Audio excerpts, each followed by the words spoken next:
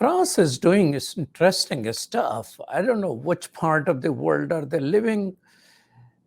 Colonial era probably is still in their mind. There's a lot of things happening there, including closure of the mosque and attacks on Muslim women, even burkini, gone for swimming, and they are being detained and fined and things of this nature. So joining me today is Maria de Cartena. Assalamu alaikum. Alaikum assalam wa rahmatullahi wa barakatuh. Maria de Cartena is a human rights activist who has been working against these discriminatory laws. Tell us, what is this separatism law? The Anti-Separatism Law, it's a law that creates a group subject to truly derogatory regime based on suspicion, control, intimidation, and repression. It will be another statement to say that this law that is called to reinforcing the principle of the Republic, while this law actually destroys the Republican principles of freedom, equality, and fraternity, as well as the secularism, since French state interfered in the religious practice and worship of the Muslims in France. Unreasonable search, threat of evictions, dissolution of association, and mosques closure were a few months ago illegal, and now it's the norm. The anti-separatism law institutionalizes and legalizes Islamophobia in France. This law is stigmatizing Muslims in France because it's a law that aims to restrict the ability of Muslim minority and all Islamic organizations to act. This means that a number of activities will be more difficult to handle for Muslims or even impossible for Muslims to do in France. So if I summarize the impact that this law will have in France, it's a law that bans homeschooling for Muslims. It's a law that scrutinizes the practice of Muslims in France. It's also a law that scrutinizes the activities of the Muslim NGOs and associations. In addition, the khutbahs of the Imam are scrutinized due to the Imam Charter, forbidding them to speak about political matter in their speech or to speak about state Islamophobia. We also have with this law the ban for women wearing the hijab from participating to national and international sport competitions. And we also have the ban of the burkini in swimming pool and public places. So the aim of this law is to dismantle all visible Muslim religious expression or political expressions. This law is to dismantle, again, as I was saying, all political Muslim expression. Normal citizens, we have two different of citizens in France. So as I was saying, normal citizens and under citizens who do not have the same rights and freedoms as the rest of the French population. Clearly, this law is a political, economic, and social apartheid for Muslims living in France. It's not Muslims who are separatists. It's the French government which is creating the separation with the Muslims community. So we must expose the French hypocrisy on its way to treat Muslims in France. And France is not a land of freedom and nor the land of liberty, equality, and fraternity, but the land of systemic Islamophobia. You're saying the anti-separatism law, in a nutshell, is a separatism law, is forcing Muslims to be separated from the society. Isn't that true? Yeah, what I'm saying is it's not the Muslims who are separatists, because the French government is saying that Muslims are separatists and that's why a part of the community is Islamist than separatist. But the issue is that the French government is making a separation with its Muslim community because the French government does not accept that there is Muslims who are practicing their faith and who are organized by Muslim NGOs or associations or political parties. They do not accept that. Tell us this, when did France turn in this direction, or France has always been like that? France benefits from non-Muslim population abroad from the image of a country of human rights, even from Muslim population abroad, from a country of human rights in which the notion of freedom and equity have been associated. Obviously, we as French Muslims are well positioned to consider that this statement is wrong. During the debate on the separatism bill and since the adoption of this legislation, the closure of mosques, as I was saying earlier, the dissolution of Islamic NGOs and organizations, the scrutiny of Islamic schools, and the dehumanization of Muslims, especially all visible Muslim, has become a national sport. Muslims in France are targeted and harassed 24/7 on TV news and newspaper by almost all the French political class and journalists.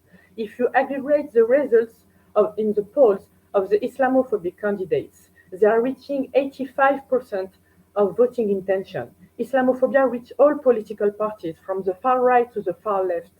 So there is currently an assault on Muslim human rights in France. I would like to bring to the audience that the current government come from the Liberal Party. It's a centrist party. It's not a far-right party.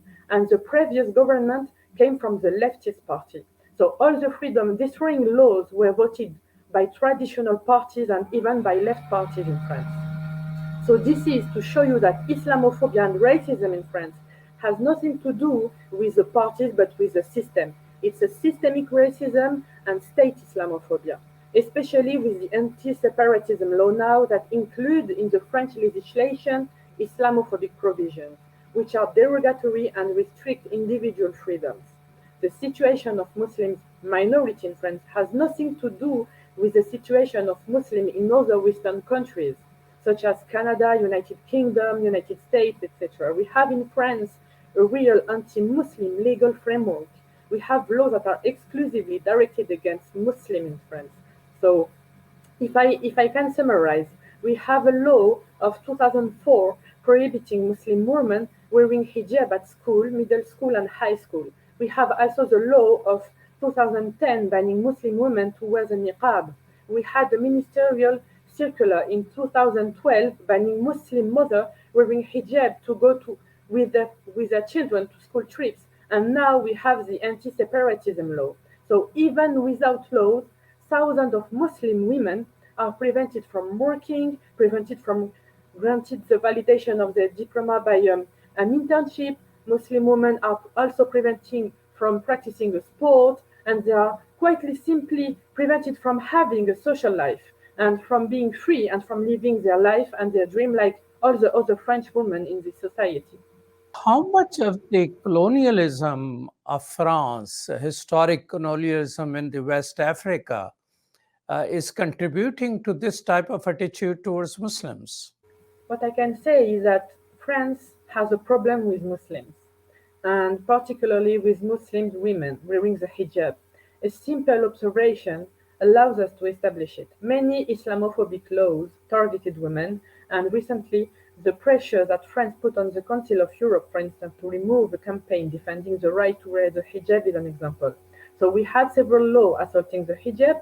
As I said earlier, the law of 2004 on the hijab ban at school, the law of 2010 on the niqab, the hijab ban at national and international sport competition, now with the Anti-Separatism Law, the ban of Muslim mother from going with their children to school trips, and finally the ban of the burkini. So this kind of policy is not new. It's something used during the French colonization in Africa, West Africa, and all its imperial states. So under the French colonization in Algeria, for instance, France was doing unveiling ceremonies and used posters advocating the unveiling of Algerian women to assert and put into effect French domination in Muslim lands.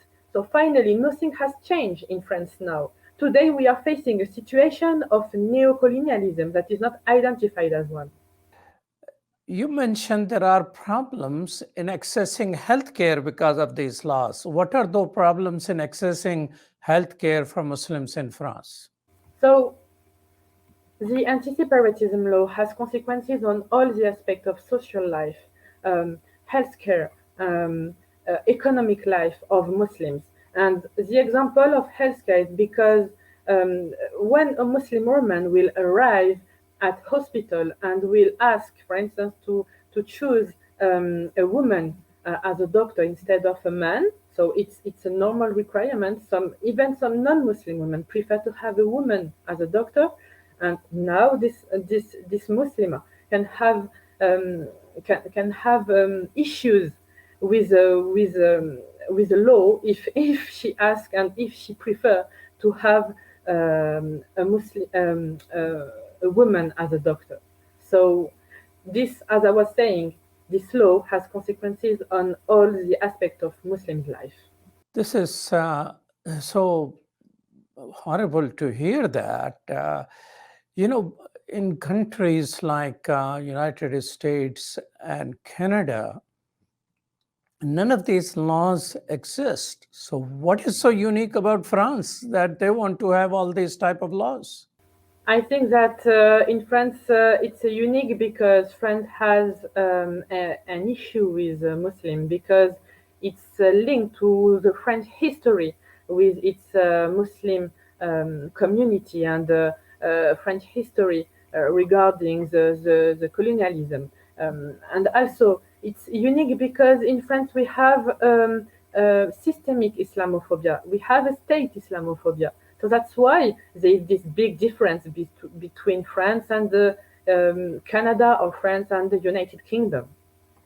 Share with us. So what is the role of judiciary?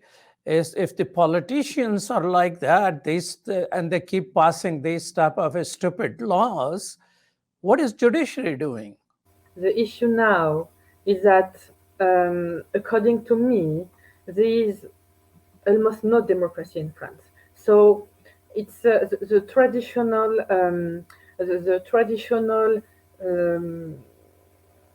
difference between the traditional separation of the powers, so the judiciary, the legislation power, and the power of the presidency was separated, but now everything is mixed up. So when now the government say to the judiciary, so to pass a law, we don't have the Conseil constitutionnel, the judiciary that is protecting us and protecting the Muslims now.